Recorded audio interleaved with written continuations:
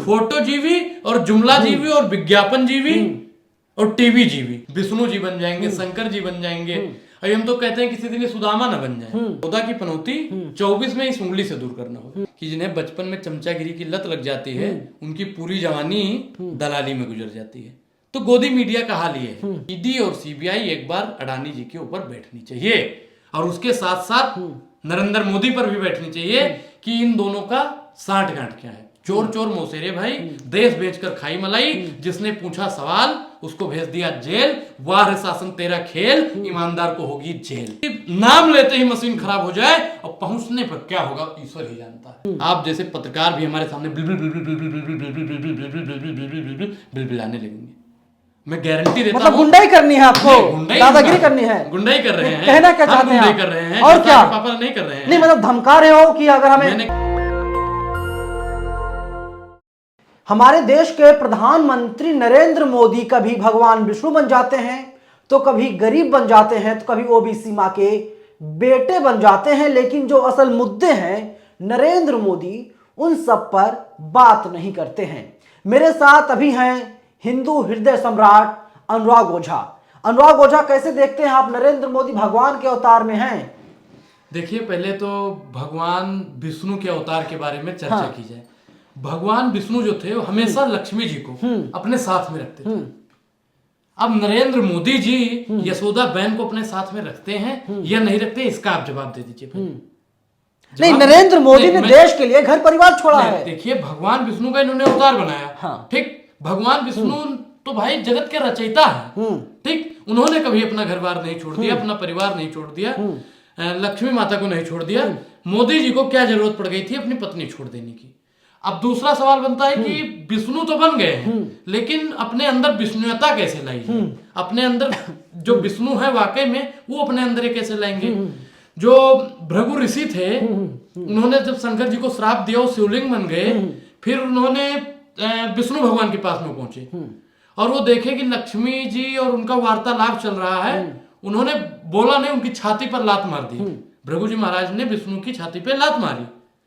लेकिन आज जो विष्णु बना हुआ है, नकली विष्णु, अगर उनसे सवाल पूछ लिया जाता है तो ईडी और सीबीआई भेज देते हैं। क्या ये वाकई में विष्णु हैं? इसका जवाब आपको पहले देना। अरे नरेंद्र मोदी साक्षात भगवान है, नरेंद्र मोदी साक्षात भगवान विष्णु हैं। अरे बीजेपी कई नेता कह चुके हैं नरेंद्र मोदी भगवान के अवतार हैं। मैंने क्या बताया कि भगवान के अवतार है, ठीक है। आपने कहा आपके लिए वो भगवान होंगे, आपके लिए वो कुछ भी हो सकते हैं, लेकिन जो मैंने सवाल आपके सामने खड़ा किया है, आप उसका जवाब दीजिए कि भगवान विष्णु कैसे हुए, कैसे हुए भाई? अरे जो तस्वीर है, दर्शक जो तस्वीर देख रहे हैं, क्या ये तस्वीर फर्जी है? बिल्कुल बिल्कुल नहीं। मन न रंगावे, रंगावे जोगी कपड़ा। कितने वेदों ज्ञान है बताइए? मुझे ज्यादा वेदों का ज्ञान नहीं, लेकिन मैं इतना जानता हूं कि जो फोटो है फर्जी है, एडिटिंग के द्वारा होती है। मैं कल तो ले आऊं, मैं नरसिंह भगवान बन जाऊं, मैं पता नहीं क्या क्या बन जाऊंगा, वो तो फोटो होता है। फोटो जीवी और जुमला जीवी और विज्ञापन जीवी और टीवी जीवी। ये देखिए पंडित जी हैं, ओझा हैं, और ये नहीं चाहते, ये नहीं चाहते कि एक ओबीसी समाज से आने वाला व्यक्ति भगवान बन सके। बेईमानी ओबीसी समाज के लिए क्या किया है मोदी जी ने? आप बताइए। क्या नहीं किया है बताइए। आप बताइए। अरे क्या नहीं किया है मोदी जी ने? आप बताइए कि ठीक है हम ब्राह्मण हैं, हमको रोजगार न दीजिए मोदी जी, ओबीसी समाज को ही दे दीजिए। हमारे को आरक्षण मत दीजिए मोदी जी, ओबीसी समाज को ही आरक्षण दे दीजिए। हमको पक्का मकान मत दीजिएगा मोदी जी, ओबीसी समाज को ही पक्का मकान दे दीजिएगा। दे पाएंगे? हमारी बहन बेटियों को मोदी जी ना सुरक्षित कीजिएगा, ओबीसी समाज की बहन बेटियों को सुरक्षित कर दीजिएगा। अरे जो आप बात बोल रहे हैं ना, विप्र समाज आपको खोज रहा है। मैं क्या कह रहा हूँ कि हमारे बाबूजी की, हमारे बाबा परदादा की आय दुगनी मत कीजिए। वो भी किसान है, तो कम से कम ओबीसी समाज के लोगों कर तो दिया। ओबीसी के लिए, ओबीसी के लिए, दलितों के लिए क्या नहीं किया मोदी जी ने? आय हाय रे बेईमानी, क्या कर दिया मोदी जी ने बताइए? मैंने तो कितने काम गिनवा दिए, आप गिनवाइए कि मोदी जी ने क्या क्या है ओबीसी समाज के लिए। मुंह बंद हो जाता है। राम मंदिर बनवा दिया मोदी जी ने। ओबीसी समाज का उससे क्या भला हो जाएगा? आप एक बात बताइए। भला बताइए। मैं क्या करूं? मैं मंदिर के विरोध में नहीं हूं। मंदिर बनना चाहिए, मस्जिद बननी चाहिए, गुरुद्वारा बनना चाहिए, गिरजाघर बनना चाहिए, बनाइए। लेकिन रोजगार की उत्पत्ति उससे कैसे होगी, ये भी हमको बताइए। अरे रोजगार छोटा मुद्दा है, मोदी जी इजराइल जैसे मुद्दे बोलते हैं। देखिए, मोदी जी इजराइल जैसे ही मुद्दों पर बोलेंगे, वो वास्तविक जो मुद्दा है, महंगाई, बेरोजगारी, शिक्षा, ज्ञान, विज्ञान, उसको हटा देंगे और वो बात करेंगे इसराइल पे करेंगे, हिंदू मुसलमान पे करेंगे, राम मंदिर पे करेंगे, विष्णु जी बन जाएंगे, शंकर जी बन जाएंगे, और हम तो कहते हैं किसी दिन ये सुदामा न बन जाए। ऐसे नेता का नाम बताइए जो धर्म की रक्षा कर रहा हो, नरेंद्र मोदी के अलावा। धर्म, देखो मैं एक चीज मानता हूं, मैं एक सनातनी ब्राह्मण भी हूं। हाँ। धर्म खतरे में नहीं है। तो कौन खतरे में है? आज वो हर इंसान है जो महंगाई से जूझ रहा है। खतरे में आज वो हर इंसान है जो बेरोजगारी से जूझ रहा है, जिसकी बहन बेटियों का बलात्कार हो रहा है। हर लोग खतरे में। साहब आप ये गलत कह रहे हैं कि धर्म खतरे में है। आप एक हिंदू हो, नरेंद्र मोदी ने, मेरा एक छोटा सा सवाल है, आप एक हिंदू हो? आगे बढ़िए, आगे। आप हो या नहीं? मैं तो हिंदू हूं, क्योंकि साइड डॉक्यूमेंट्स में हिंदू लिखा जाता है। आप एक हिंदू हो। हाँ। आप खतरे में हो ये आपको नरेंद्र मोदी बताएंगे? तो कौन बताएगा? सत्ता में है। आपातकाल जब कुछ कोई भी घटना होती है, जैसे कोरोना महामारी आई, घोषित आपातकाल तो लगा दिया है मोदी जी ने। आपातकाल जो आय घोषित आपातकाल है वो मोदी जी ने पहले से लगा। 2014 में अपने देश में एक पनौती लगी। पनौती? जी, अपने देश में एक पनौती लगी मई में।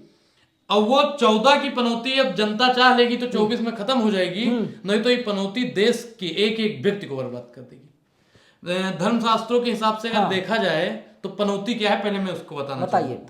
पनौती क्या होता है कि माटी मतलब सोना छू लिया, माटी बन गया, उसे कहते हैं पनौती। एक गांव के हमारे कहते हैं अवधी में कहावत है कि जहां गई दाढ़ा रानी तहां परा पाथर पानी। ठीक उसी प्रकार आज की पनौती है। जो साहब है ना, अमेरिका जाते हैं चुनाव प्रचार के लिए, अमेरिका का राष्ट्रपति चुनाव हार जाता है। ये मैं नहीं कह रहा हूं, ये रिपोर्ट भी कहती है। बिरयानी खाने चले जाते हैं, वहां का भी प्रधानमंत्री चुनाव हार जाता है। श्रीलंका चले जाते हैं, वहां का राष्ट्रपति चुनाव हार जाता है। जापान चले जाते हैं, वहां का प्रधानमंत्री चुनाव हार जाता है। श्रीलंका से मिलते हैं, श्रीलंका का भी प्रधानमंत्री चुनाव हार जाता है।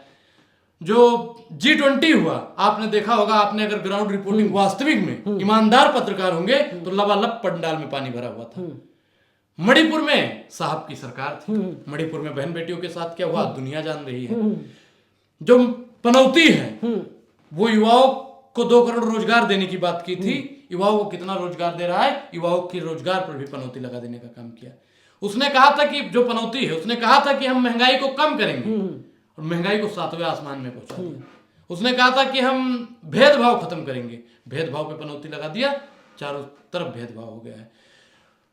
जहां जहां वो जाता है तहां तहां पनौती लग जाता है। आपने देखा होगा चंद्रयान 2 अध्यक्षता में हुआ था, किसके हुआ था? पनौती की अध्यक्षता में।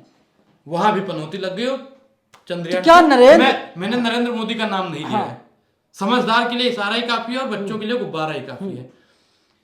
फिर हमारे जो खिलाड़ी थे बहुत अच्छा प्रदर्शन कर रहे थे, मैं भी देख रहा था, शायद आप भी देख रहे होंगे और देश की जनता भी देख रही थी।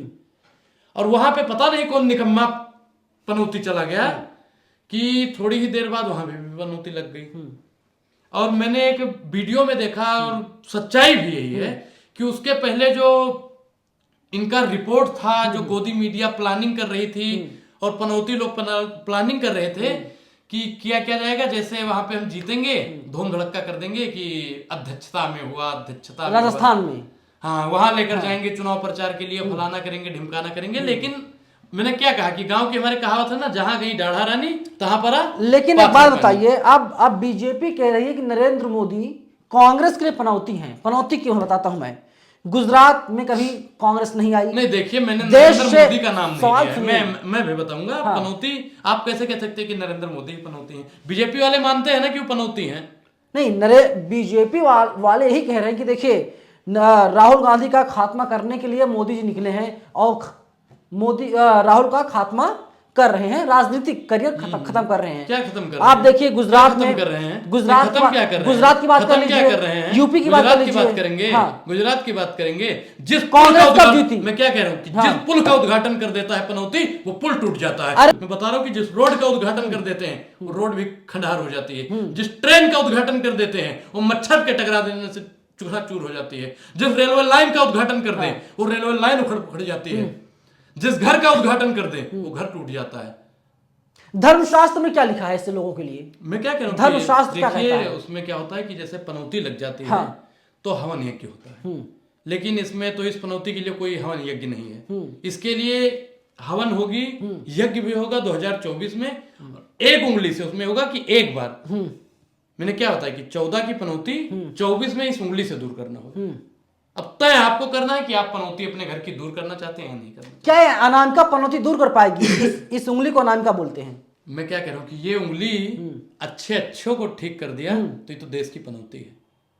अब जहां जहां उंगली जाएगी वहां वहां से पनौती। लेकिन नरेंद्र मोदी, आप नरेंद्र मोदी को ही पनौती सवाल बोल सुन रहे हो लीजिए, साहब। नरेंद्र भाई आप किसको हटाने की बात कर रहे हैं? आप बताइए। हैं? जो पनौती है देश का, कौन? नाम देश का बताइए। पनौती चाहे नवीन कुमार आप तो नंदन, डरपोक मैं क्या हैं। कह- मैं तो बोलता हूं, मैं क्या नाम कह- बताइए, कौन पनौती? मैं बता तो ना रहा हूं। बताइए ये नाम। नरेंद्र मोदी पनौती बोल दिया ना आपने। बोल दिया। मैं डरता थोड़ी हूँ आपकी तरह, आप लोगों की तरह हम चापलूसी थोड़ी करते हैं। मैं बता रहा हूँ कि दलाली करने वाला या पनौती, चाहे नवीन कुमार नंदन होगा या अनुराग ओझा होगा या नरेंद्र मोदी होगा या जयशाह का पप्पा होगा, सवाल तो पूछा जाएगा और उसको निकाला जाएगा।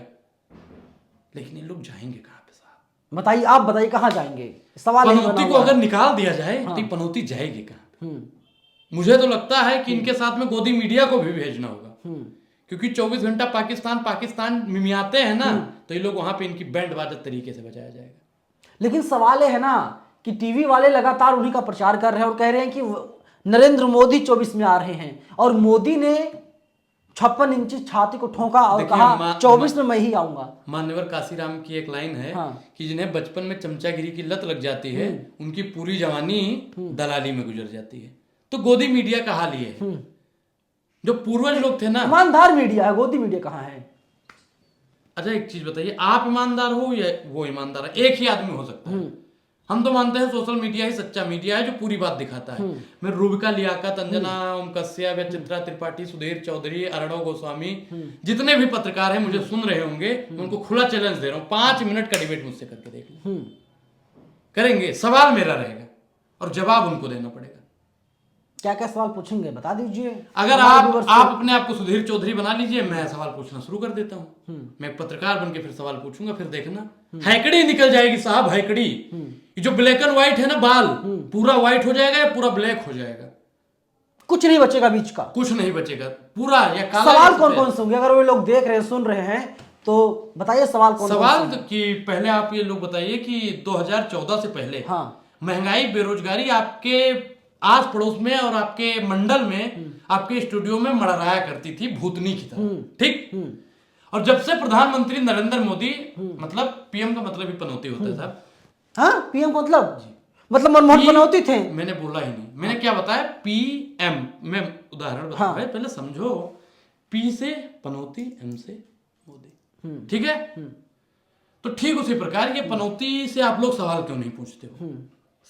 पनौती जो है चाचा तो है नहीं, आप लोगों को सवाल पूछना चाहिए। लेकिन इनका सवाल क्या होता है? पर्स रखते हो कि नहीं रखते हो? अगर कोई एक्टर्स आता है, आम काट के खाते हो, चूस के खाते हो। कंगना रनौत जैसे लोगों के लिए रेड कॉर्पोरेट बिछा दिया जाता है।